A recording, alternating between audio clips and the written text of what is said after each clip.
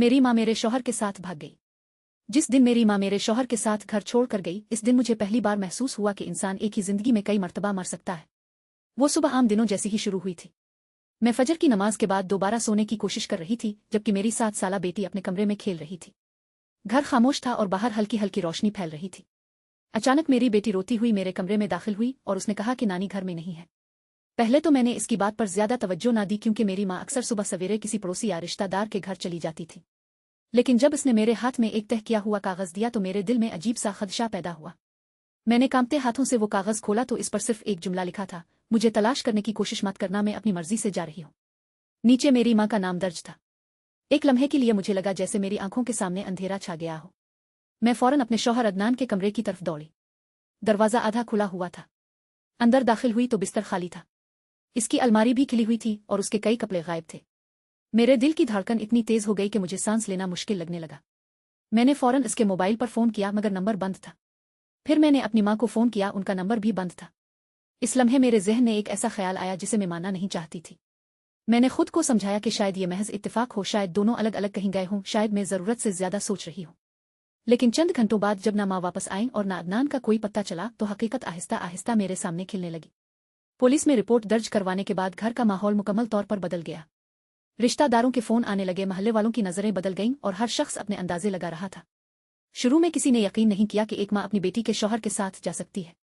कुछ लोगों ने कहा कि जरूर कोई गलतफहमी है, कुछ ने कहा कि शायद दोनों को अगवा कर लिया गया है, मगर वक्त गुजरता गया और कोई खबर न मिली। फिर एक दिन किसी ने इत्तला दी कि दोनों को एक दूसरे के साथ शहर से बाहर जाते देखा गया था। इस खबर ने बाकी तमाम उम्मीदें भी खत्म कर दे। मैं कई दिन तक आईने में अपना चेहरा देखने की हिम्मत नहीं कर सकी।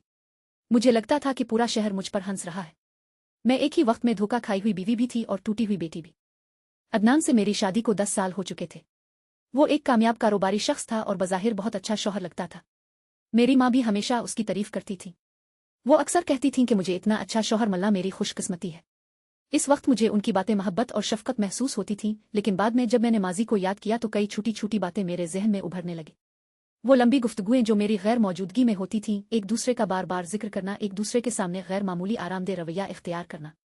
शायद हकीकत मेरे सामने थी, मगर मैंने कभी इसे हकीकत मानने की कोशिश ही नहीं की। 4 साल गुजर गए। ये 4 साल मेरे लिए किसी लंबी सजा से कम नहीं थे। मैंने खुद को संभाला, अपनी बेटी की परवरिश की और जिंदगी को दोबारा तरतीब देने की कोशिश की। मैंने अपने दिल को मजबूर कर लिया कि अदनान को भूल जाए। मैंने अपनी माँ के बारे में सोचना छोड़ दिया। मैंने खुद को यही समझाया कि वो दोनों मेरी जिंदगी से हमेशा के लिए जा चुके हैं। आहिस्ता आहिस्ता मैंने जीना सीख लिया, लेकिन किस्मत शायद अभी मेरे जख्म मुकम्मल तौर पर भरने नहीं देना चाहती थी। 4 साल बाद एक रात तकरीबन 11 बजे मेरे दरवाजे पर दस्तक हुई। इस वक्त बारिश हो रही थी और मैं अपनी बेटी को सुलाकर अभी अभी कमरे से निकली थी। मैंने दरवाजा खोला तो सामने एक 12-13 साल का लड़का खड़ा था। इसके कपड़े भीगे हुए थे और उसके चेहरे पर खौफ नुमाया था। इसने बगैर कुछ कहे एक पुराना लिफाफा मेरी तरफ बढ़ाया और पूछा कि क्या मैं आयशा हूँ। मैंने इस बात में सर हिलाया तो इसने कहा कि यह खत मुझे दिया जाए। फिर वो मुड़ा और अंधेरे में गायब हो गया। मैंने दरवाजा बंद किया और कांपते हाथों से लिफाफा खोला। अंदर एक खत था।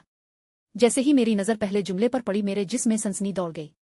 वो खत मेरी माँ ने लिखा था, 4 साल बाद पहली बार। खत के आगाज में लिखा था, बेटी अगर तुम ये खत पढ़ रही हो तो शायद मेरे पास जिंदा रहने के लिए ज्यादा वक्त नहीं बचा। मेरी आंखों के सामने अंधेरा छा गया। मैं सोफे पर बैठ गई और तेजी से बाकी खत पढ़ने लगी, मगर मुझे अंदाजा नहीं था कि असल सदमा अभी बाकी है, क्योंकि खत के आखिरी सफ़े के साथ एक तस्वीर लगी हुई थी। इस तस्वीर में मेरी माँ, मेरा साबिक शौहर अदनान और एक छोटा सा बच्चा खड़ा था। लेकिन सबसे खौफनाक बात यह थी कि इस बच्चे का चेहरा हैरानकुन हद तक मेरी अपनी बेटी से मिलता था। अगर उस कहानी ने आपके दिल को छुआ है तो कमेंट्स में मोहब्बत जरूर लिखें। आपका एक लफ्ज़ हमें मजीद खूबसूरत कहानियां लाने का हौसला देता है। वीडियो को पसंद करें और ऐसी ही इश्क और मोहब्बत और जिंदगी के अनोखे राजों से भरी कहानियां सुनने के लिए हमारे चैनल को सब्सक्राइब करना ना भूलें।